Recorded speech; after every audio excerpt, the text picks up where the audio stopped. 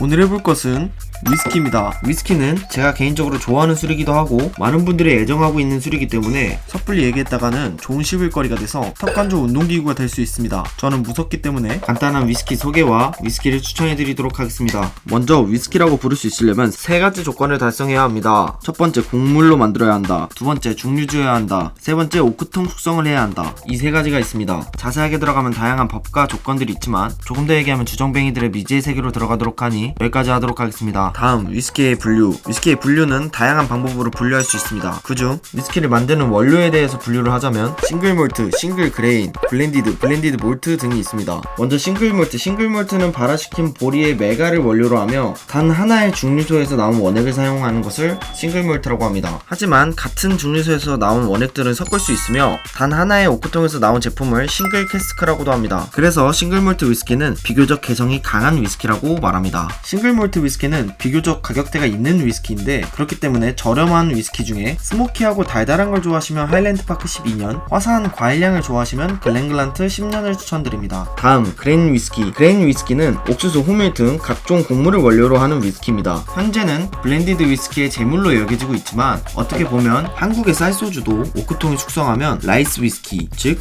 그레인 위스키로 분류될 수 있습니다. 라이스 위스키 기대가 되네요.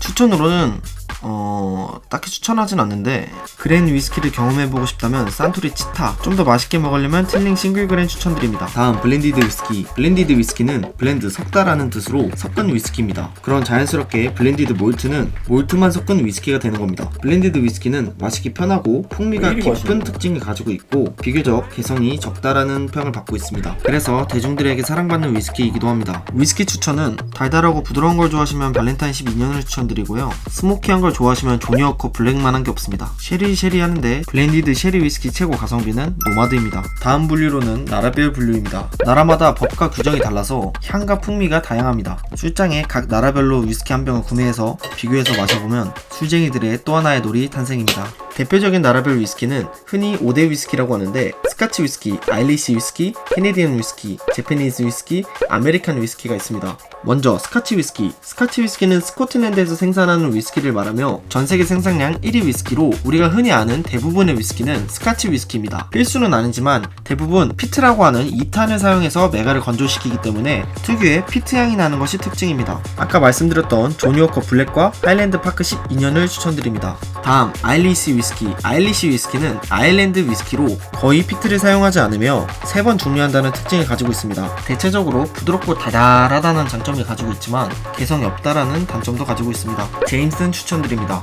다음, 캐네디언 위스키. 라이트한 특징을 가지고 있으며 연에서 향과 특징이 없다라는 단점을 가지고 있습니다. 대부분 블렌디드 위스키로 차지하고 있으며 큰 특징이 없어서 별로 추천드리진 않는데 꼭 드셔보고 싶으시면 캐네디언 클럽이나 크라운 로얄 추천드립니다. 다음, 재패니즈 위스키. 재패니즈 위스키는 야마자키, 하쿠슈, 요이치 등 비교적 역사는 짧지만 없어서 못 구하는 위스키들을 생산하고 있는 위스키들로 맛은 있지만 가격이 달나라로 가버려서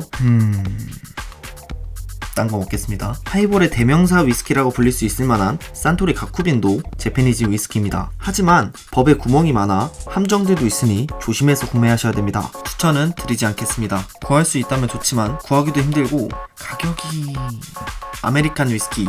아메리칸 위스키는 다양한 종류가 있지만 대표적으로 5종류가 있다고 생각을 합니다. 먼저 버번, 테네시, 콘, 라이, 위트가 있습니다. 먼저 자세히 들어가기 전에 대부분 아메리칸 위스키가 어떻게 만들어지는지를 알아야 뒷내용을 이해할 수 있습니다. 아메리칸 위스키는 스카치 위스키와 조금 다르게 매시빌이라는 거를 되게 중요하게 생각합니다. 매시빌이란 곡물 배합률인데 곡물의 비율을 가지고 만들어집니다. 옥수수가 51% 이상이면 버번 위스키, 밀이 51% 이상이면 위트 위스키, 호밀이 51% 이상이면 라이 위스키라고 합니다. 옥수수가 80% 이상이면 콘 위스키라고 합니다. 테네시 위스키는 테네시주에서 만드는 위스키를 말하며 버번 위스키와 다른 점은 차콜 멜로잉 과정이라고 숯 여과 과정을 한다고 합니다. 다시 버번 위스키. 버번 위스키는 바닐라 향과 특유의 아세톤 향이 나는 게 특징으로 처음 드시는 분이라면 부드럽고 달달한 버팔로 트레이스 추천드립니다. 테네시 위스키는 버번 위스키와 풍미가 굉장히 비슷한데 숯 여과 과정을 거쳐서 그런지 비교적 부드러운 풍미를 가지고 있습니다. 추천은 잭 다니엘 추천드립니다. 콘 위스키. 콘 위스키는 옥수수가 많이 들어가서 그런지 달콤한 풍미를 가지고 있다고 하는데 국내에 수입이 되는 게 많이 없기 때문에 멜로우 콘을 추천드립니다. 하지만 저가형 위스키이기 때문에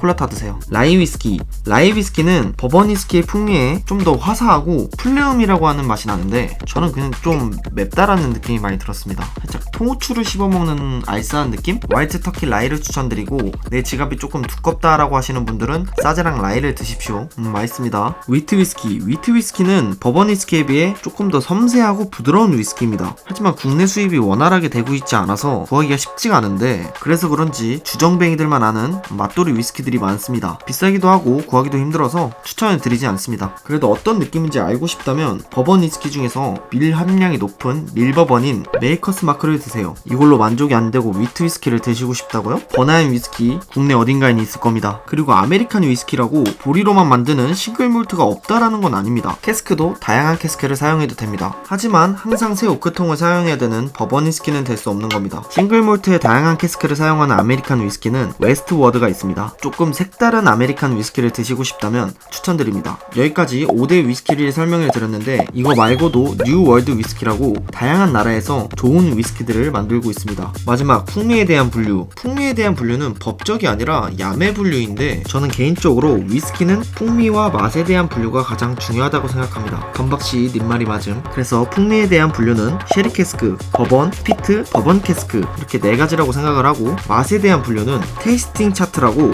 우디, 스모키, 플로럴, 프루티, 스파이시, 시리얼 이렇게 6가지의 육각형 표가 있는데 이걸 느낄 수 있는 개성 있는 위스키로 분류해 보도록 하겠습니다. 하지만 영상 너무 길어진다. 오늘은 여기까지.